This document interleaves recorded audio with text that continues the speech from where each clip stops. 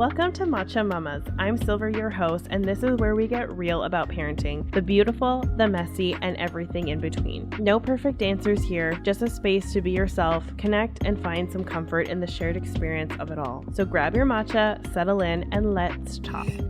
Mama. I put on my work blazer for this episode because we're talking about finances. And I can already hear my dear friend Jem, who, if you want to find her on Instagram, is Coastal Mamacita. And I can already hear her making fun of me for putting on my work outfit for this episode. But we're doing it, okay? It's themed. If I'm not anything but a themed bitch. Welcome back to my kitchen. I've got my matcha here and I'm ready to talk about finances, the most fun topic that we all love to discuss, that must be discussed when you're trying to have a child and in general with children. Honestly, I'm probably going to do a billion episodes about finances and hopefully find some great guests to come on and talk about it. Like, I live in Vancouver, okay? Having a child in Vancouver, everything is expensive. And the things that you need to spend money on that you didn't even think of, thank God I planned for this, okay? Because a lot of us, one, are never able to afford children and still can and do and should have children anyway. I never want a child to grow up in poverty, which is why, like, sometimes I think you should move to places that are cheaper to have children, but like, it's so expensive to have a child. Anyway.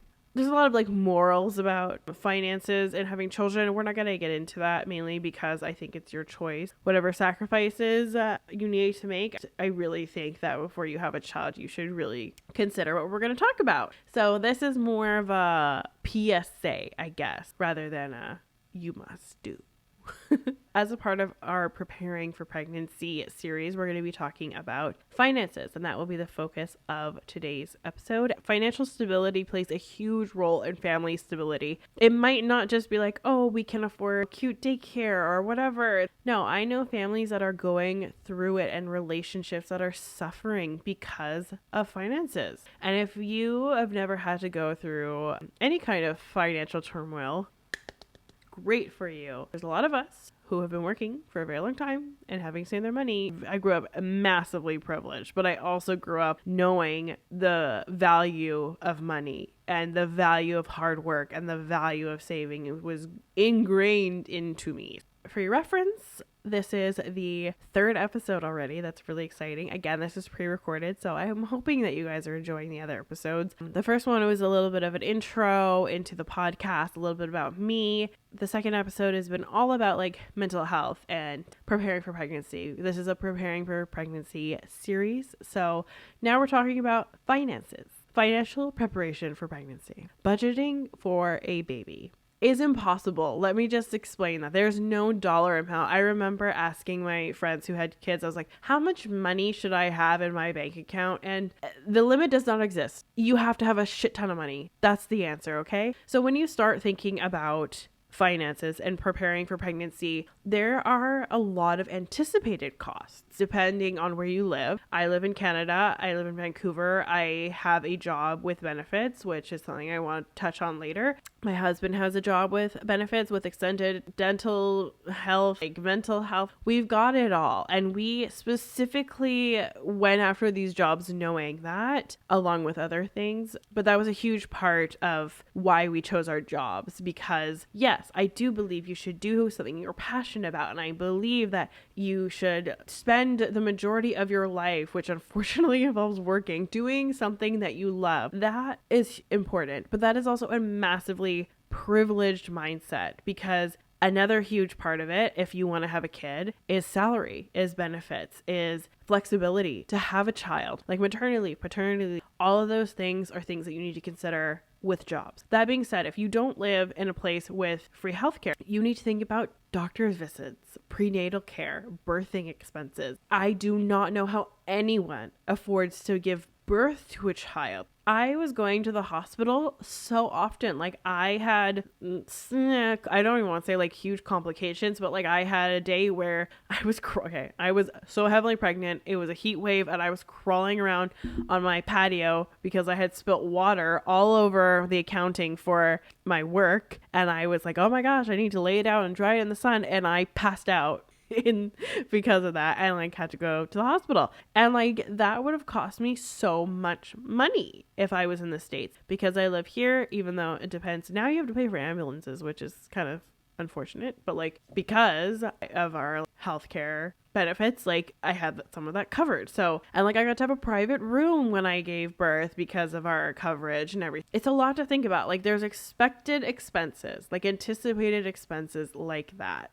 So those are things that you can look into. Like I keep hearing the number like $20,000 in the States to give birth. If you want certain type of medications and stuff too, like I watch people who give birth in the States and I'm like horrified. Like I don't know how anyone affords it, and it's horrifying. Anyway, that's a political issue, but anyways, everyone should have the right to healthcare. I am grateful for the location I live. That is something you need to consider. Like those anticipated costs. Looking into car seats. I am astonished why car seats cost so much money, especially when I take them apart to clean them. They're literally like plastic with foam and then a cover on it, and it's like $600.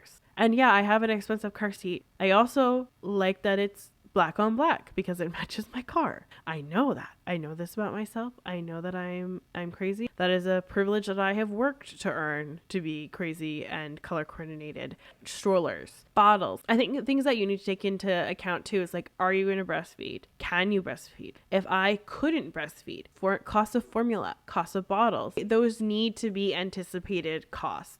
And like my daughter would not take a bottle. We had to buy multiple bottles and to try to get her to take the bottles. That never ended up working for us. I do breastfeed. It would have opened a lot of doors for me if she could take a bottle, especially now that she's at daycare. Anyway, that's a whole other episode that will be down the line. But yeah, there's like lots of things that you need to take into account. If your child, hopefully they don't, knock on wood, they're born healthy, whatever. But I have a friend whose daughter has hearing loss in one ear and needed a little bit of extra support. Or like if your child needs any kind of like additional support, like occupational therapists or physiotherapists or osteopaths, like anything like that. Like my daughter, which is a wonderful issue to have, was too advanced for what her body was ready for. So she was like forcing herself to crawl and to walk and to do all these crazy things before her body was developed enough, which was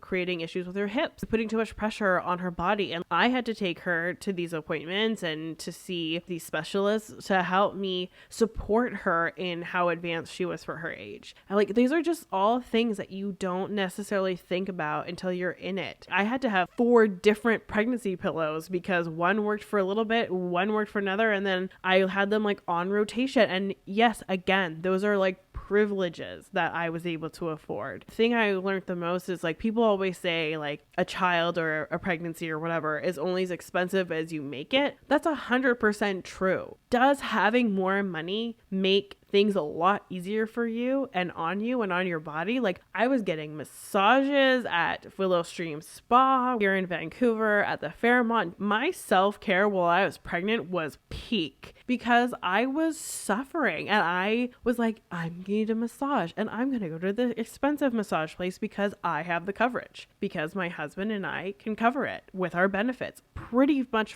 fully. Why wouldn't I do that? There's just things like that. Like, yes, it's as expensive as you need to make it, but it can make the difference between suffering and not suffering and things being easier and harder. There's no dollar amount. There's just so many things that you need to take into account. That's kind of something that we were looking at. To give you a little bit of a backstory, my husband couldn't get a job here for a very long time. And I was working as a rehab assistant. And if you are a rehab assistant and you make a lot of money, but I was a rehab assistant and I was making like barely enough to cover our rent in Vancouver. It was hard and I had to get creative with like working more and working side gigs. And I did all of that. Did everything I could to float us because he could not legally make money in Canada. And just the way everything happened with COVID when he graduated, and because he'd been in school for 6 years, and it was really hard for him to get a job. So it was about 9 months where I had to float us, and it was really hard on me. As soon as he could get a job, he got one. Like it was just really the industry he worked in and like hiring. And I think everyone remembers nobody could afford to hire anyone during COVID, and so many people were being let go. So it was a really hard time. for us, but we survived it. I survived it. I fucking made some boss ass bitch moves and kept us alive and kept us fed. But don't worry, he was like the best house husband. Like, I never had to clean, I never had to cook. I basically didn't have to like budge. He did everything. He worked his ass off day and night, applying absolutely everywhere, not just in his industry. Like, I know you don't know anything about my husband, but he was not gonna let me down. Let's put it that way. He's never let me down, and he cared for me in every single way he could until he could contribute financially. Don't you worry, ladies. I put him to work in other ways. He took a job in his industry, thank God, because after doing all that schooling, like, you hope that you get a job in your industry. That didn't really have great benefits though. So like, obviously at that point too, we were like, we're not ready to have a child anyway, but like, let's keep looking. And I remember when he was looking for jobs and when I was looking for jobs, like, we just kept thinking, we need to salary climb and we need to job jump until we get that salary that we know that we can afford reasonably, like clear all the insanity that we might need to go through, have benefits and have extended health benefits, like so beneficial. And you can do so much. Like, I have lactation consultants, some things like your lactation consultants and stuff like that are covered, but like, I had a lactation consultant, which like we'll get to way down the line anyway. Like, breastfeeding is a whole thing. I had an easy time compared to some people, but like, holy shit, man, it is a rodeo. Like, I had a not a great lactation consultant and ended up needing to see a private one, but was still covered through my health benefits, and I got so much more help through that. Yeah, like you just never know. I found so many helpful healthcare practitioners and wellness practitioners that helped me throughout my pregnancy and throughout trying to get pregnant that I wouldn't have been able to afford, to be honest, if I didn't have benefits. I couldn't afford my house, everything, blah, blah, blah. So when we were looking for jobs, salary was a huge thing, general happiness, but mostly salary and benefits. And we've found happiness, luckily, throughout our jobs, but I think it kind of depends. Like, can you stick it out in a job that you don't like necessarily love or brings you the most happiness just so you can save like crazy and stick it out for the salary and the maternity leave and put in enough hours into that maternity leave until you can just get pregnant and get out of there? It just depends. And like, I was really lucky that I really enjoyed my job, and I am going back to work, and I'm back at work at this point. When you're listening, I like what I do. And when you're choosing to have a child, making sure that you have a good job, and if you have a partner, that they have a good job, and that you're thinking about things like maternity leave and everything, your household incomes and future childcare costs. Our daycare, amazing daycare. I love our daycare. I have nothing bad to say about our daycare. It also helps that my dear friend works there, and I trust her. Like, she's the queen of children. Like, she doesn't even have children yet, but like, oh my gosh, when she has children, like, those are going to be the most spoiled, happy children ever. Like, she's destined to be a mom. So she really helped us out. And like, that's what I'm saying, man. Like, when I was looking at daycares when I got pregnant, it says, at least the ones that I was looking at, to put a birth date. And my naive ass was like, oh, I'll wait until she's born because that's when I'll know her birth date. People are just putting whatever. Like, there's wait lists are 3-4 years long, and then like there is like $10 a day daycare. Like, I remember people were saying to me like, oh, but don't worry, there's like $10 a day daycare, and there's like subsidies and like everything that help you with daycare. Our daycare is still like half of our rent. It's insane, and that's with a subsidy. Yes, she's at a very fancy daycare. For my peace of mind, I will pay for that.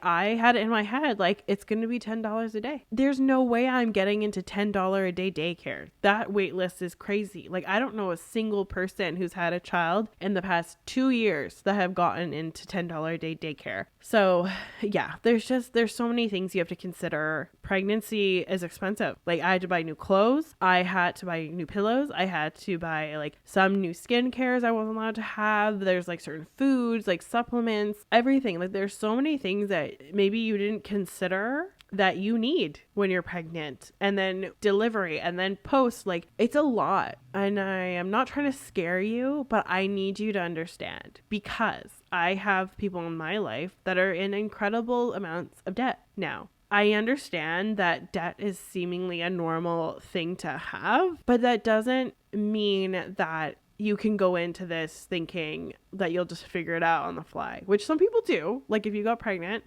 by accident, or like you didn't know and whatever, or something happens, like God forbid, you like lose your job, like you will figure it out. I know everyone will. I'm just saying the financial stress is so detrimental to everything, to like your mental health, your physical health, your relationships. If you are able to, and I'm hoping you're able to, or even if you're in a situation where you're listening to this and you are postpartum and whatever, I'm hoping that you are able to financially float your family, because it's hard out here, man. It's hard out here. Yes. So those are some things that you need to think about. But let's talk about some financial tools and resources. Use your bank. You pay bank fees for a reason. And we see a financial advisor. And I used to be afraid to see a financial advisor. I remember, and like some people are going to laugh, I thought it was a huge deal just because of how I was raised. And I remember I couldn't pay my credit card bill at some point when I was in school. I was working 3 jobs, but it was not enough to pay for everything. And I even lived at home. Like I did pay rent, which my family lovingly gave me my rent back from my wedding, which was insane and I'm very grateful for. But it was like a way to force me to save, which I think was a great plan, because I was really not good with my money at that point. I like to spend money. I know my limits, I play within it, and I am very crafty, but I like spending money. I remember I was in $2,000 of debt, which I think is a lot. And I have not been into debt since, knocking on fucking wood. I remember I was really scared to see my bank advisors or to like talk to my bank. And I was like, oh my God, they're going to arrest me as I owe them $2,000 and I can't pay it back. And I paid it back so slowly and blah, blah, blah. Anyway, they don't care. They're there to help you. And like find someone that you trust and someone that you feel like you can understand. Like honestly, financial literacy is something I really struggle with. I don't understand what the fuck you're saying to me. And when they were like, oh, you want to do investments? I'm like, I would love to know what you're talking about, but I have no idea what these funds are and what is a mutual fund and whatever. And like my family and mostly my mother set up all these amazing accounts for me when I was first born, which is what we're doing for my child. So that's the only reason, like my mother is the only reason I have any savings, because I have no idea what I'm doing. And so like I went in there, I felt like Michael Scott. I was like, can you please explain this to me like I'm a 2-year-old? Don't be ashamed, because now I don't understand in fancy terms, but I have investments and I have savings accounts and I have growing funds that are just working for me. And I didn't have to do any of it. Like, I think it's so important because you also, obviously you want to know where money is going. So find someone you trust. I bring my mother to my bank appointments. I'm almost 30 and I bring my mother to my bank appointments, and I probably will for the dawn of time. Like, use your resources. Seek people that you trust, that you can get good, solid knowledge from, and don't be ashamed. Don't be scared. It's very scary. Money is very scary. Debt is very scary, but you're only going to figure it out by facing it head on, and it's terrifying, but you can do it. I believe in you. There's also like tons of apps that you can use that help with budgeting and whatever, but track your spending, even if it's just on a piece of paper, even if you have to do like a no spend challenge. Like I usually do that like a week out of every month, because it adds up. And like sometimes I'm not successful, sometimes I am, but like anything I can save and like do, I like to do little like no spend challenges, but I find anything over a week is just not attainable for me. So I'd rather save a little bit than not save at all and then feel like a total failure. It is so important to use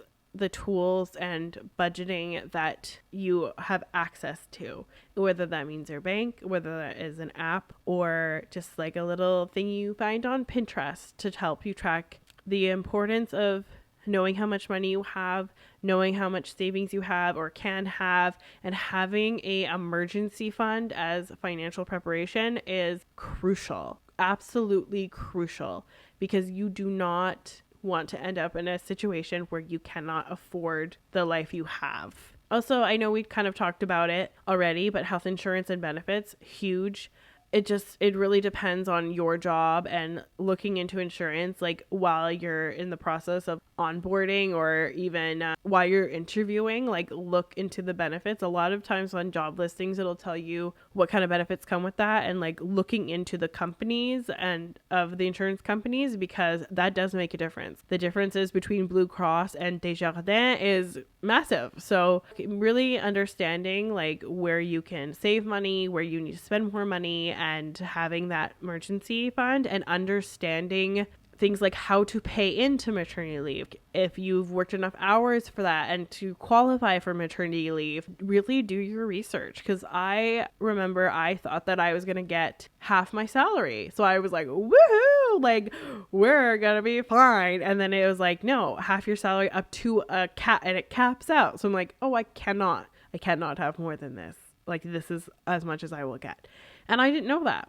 But luckily, I was financially prepared, so it didn't make a difference. Like, we've been able to float on the, like, 55%, and that was capped, so it's not 55. Anyway, it's really confusing. It's a lot of forms, and making sure you fill out those forms right away. Like, you can't fill them out until you've given birth, which I was like, do you think that I'm going to be sitting in my hospital bed signing these forms? No, but I pre-signed most of them, and all I had to do afterwards was put my delivery date, and then I could send them off, and then you have to like wait and then hear back, and I don't know. It's a whole complicated mess. I'm not going to walk you through it because it probably looks different for everybody depending on where you live, but making sure you know that process, and like working with your HR to get that going, because they have to like send proof of employment and stuff like that. So it's a lot. It's not as like simple as like, oh, I'm gonna have a baby and all of a sudden just money like shows up in your account, which would be wonderful, but that's not how it works.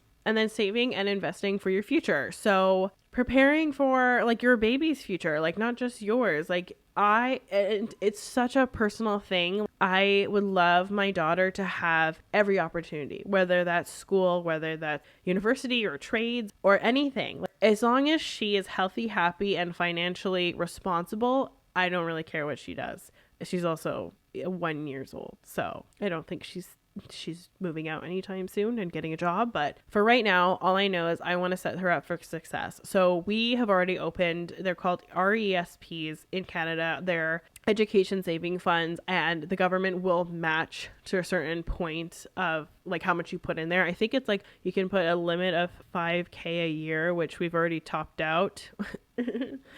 And then you shouldn't put more in because then they won't match. And anyway, it's like a whole thing, which is like, it's good to know. Like, it's really good to know, which is why I didn't know these things. So I went to Jason, our bank gentleman, and he is wonderful. Jason, shout out to you. You are wonderful and helpful and kind and quiet. And I appreciate you, because when I'm in the bank appointment, I'm like, explain it to me like I'm 4. And he's so nice about it. He's very kind and like gentle, but he's quite serious. So when I'm in there, I'm like, and I'm sure he thinks I'm insane, but he's wonderful. He's absolutely wonderful and helpful. So he helped us set this up for our daughter. So hopefully, like, if she wants to go to university with that money, that's what it's for, or just school or trades or whatever. If not, she's got a bunch of money sitting there for her to do whatever she needs to do. Yeah, so things like that, like thinking about like your child in the future, if you're able to do that, again, that's a huge privilege to be able to like set a child up for their future. And if like that's not something you want to do, like there's lots of different schools of thought for that. Like a lot of people just want their kid to like learn the value of paying for their own school and their own books and whatever, and like that's wonderful as well. Like I think that's a great lesson. Us personally, we've just chosen this route because like there's so many benefits to that. Like, just making sure that there's money set aside for them for whatever, and the government matching that, like, it's kind of a sweet gig. So I'm sure we'll still make her pay for something, or her books. I don't know. We'll see. I just want to give her every opportunity I can. And then minimizing unnecessary costs. So yes, it's really, really, really easy to overspend on baby products. Like, it's really exciting. It's so fun. It's so fun to spend money on a baby. Like, oh, it's my favorite thing. Baby shopping, my fave. What is really shitty though is like now she wears shoes. And babies grow. They grow real fast. Like my feet, I have big honkin' flompers. They've been 9.5, which is only large because I'm only 5'4", so I have quite large feet for my size. And my feet have been that size for years. But my child, she's got big honkin' flompers as well, and her feet are quite large for her age, but they are going to continue to grow. And she needs indoor shoes for daycare that are scuff-proof and rubber sole, whatever, and ergonomically correct for her foot growth and for her development. And because she's walking, it's like they're so expensive. She has those shoes, she has like outdoor shoes, she has wet shoes, and then in about a month I'm gonna have to buy all those shoes all over again. A few $100s in shoes for your child every few months. It's expensive. What you can do, and the thing I do the most, and if you follow me on TikTok, is I'm a huge thrifter. I'm a marketplace bandit. My father raised me on Craigslist. Like, I like a deal and I know how to get one. Since I knew I was pregnant, I started collecting things. And like, luckily, and I'm so grateful that I have friends that will just give me things. So there's so many times that like the majority of my daughter's clothing up until like recently, because she's a big bitch. She's caught up with her cousins who were giving me hand-me-downs, and they're a little bit older. They gave me so many hand-me-downs, so I never had to buy like a single clothing item unless I just like felt like it. Bottle sanitizers, like whatever, like there's so many things that you can get on Marketplace. If you want to follow my adventures, please do. I just have these little series. I'm calling it Bougie Baby on a Budget. I'm gonna like fully make it something soon, but I've just kind of been casually doing it. But I've gotten so many things on Marketplace and secondhand and hand-me-downs. I even, like, my neighbor friend, her sister-in-law gave her a huge bag of hand-me-downs for her daughter, and she was like, there's some things that like aren't my daughter's vibe, but they're probably your daughter's vibe, so would you like this? So we got like a few jackets and everything. Like, never say no to a hand-me-down, but also don't be selfish. Don't just keep things. Don't just take things for the purpose of it. Like, there's tons of other moms, and do not fucking buy and resell. Like, that is the shittiest thing you could do with baby products. Like, help a fellow mother out, help a fellow child out. If you are in the position to just donate things or give for free, do so. If you're not, do what is right, do what is fair. There's resellers for baby products. It's like the majority of people who are buying things secondhand, one, like it helps with your carbon environmental impact, which is really important to me, but also it's so that you can be more financially responsible so that you can afford to care for your child in other ways. Maybe this person needs to buy the little walker from you for $5 so that they can put the $20 that maybe you would have sold it to someone else for formula to feed them. Like, you don't know. Be generous, be conscious, and be kind buying things secondhand and selling things secondhand. Think about where you're selling to. Like, I'm just going to be straight up. Like, if you send it to Value Village or the Salvation Army, like, they are putting insane prices on them. And that's not fair. They don't need that money. Value Village is, I believe, owned by Walmart. So Walmart is profiting from your generous donation versus, like, yes, it's time and effort to sell things on Marketplace, but at least you know it's going to a person who needs it. I usually take any donations to a women's shelter really close and really local. I know exactly where the clothing is going. I know exactly the people that are distributing it, and I feel very, very confident in doing so. Anyway, that's just my little ethical dilemma or story about buying and selling secondhand, but it's a huge benefit to saving costs. I'm just saying, be mindful. It's all about being thoughtful. It's all about minimizing your risk of being financially unstable. You know, do what you can. We're saving a lot of our baby products because ideally in the future we're going to have another child if that is something that is in our cards. It's not right now, both emotionally, physically, and financially. We're not being greedy. We're giving away and we're donating what we believe we won't need in the future and that other people can benefit from. And then we're keeping things so that we don't have to spend more money in the future. I know that's a lot, but that is my 2 cents on being financially responsible and prepared for having a child. I encourage you to start thinking about budgeting as early as possible and about setting yourself up for success, creating that emergency fund. You never know what can happen in life. Like, I always think, knock on wood, like, what if your partner loses their job? What if you lose the ability to do your job? You never know. So, and you never know anyway. Like, you could be as financially responsible as possible and then shit could completely hit the fan. But if you can do something to set yourself up for success and to be able to give your child the best life you can possibly give them, I think we all want that. The goal is not to scare you. The goal is not to make you feel judged or worried or afraid about your finances. The goal is to talk about it and help you think about it. I will continue making episodes about this because it's insane to live in this day and age. It's so expensive to live in this day and age, let alone have children. And it's so sad that sometimes people who could be beautiful, amazing parents and bring beautiful children into this world don't feel like it's ethical because they can't afford to give them the life that they want. And of course, like, money does not buy happiness, period, but it does make life a whole hell of a lot easier if you can afford to do so. If you guys have any tips or things that you want to share, I would love to hear, or any struggles that you've had in preparing for parenthood, or things that you're thinking about, I would love to hear. Next episode is more about like health preparation. I'm not diving too much into it, but just the things that like I did to prepare, but I don't want you to think you have to do the same things. And I also definitely don't want to sit here and pretend that I'm in a position to be giving health tips, but I'm just going to tell you what was recommended to me by trusted and reputable health practitioners. If you would like to keep up with me on social media, you can find this podcast at Matcha Mama's Podcast. It's in our show notes, and you can find me at Matcha Silver on my personal page, or on TikTok, Matcha Mama's Podcast. Or if you want to watch this episode with like the video format, you can find me on YouTube, Matcha Mama's Podcast, for video episodes, and you could come there and see my beautiful blazer that I prepared, and hang out with me in my kitchen. But thank you so very much for joining me. I hope that you took something away from this episode.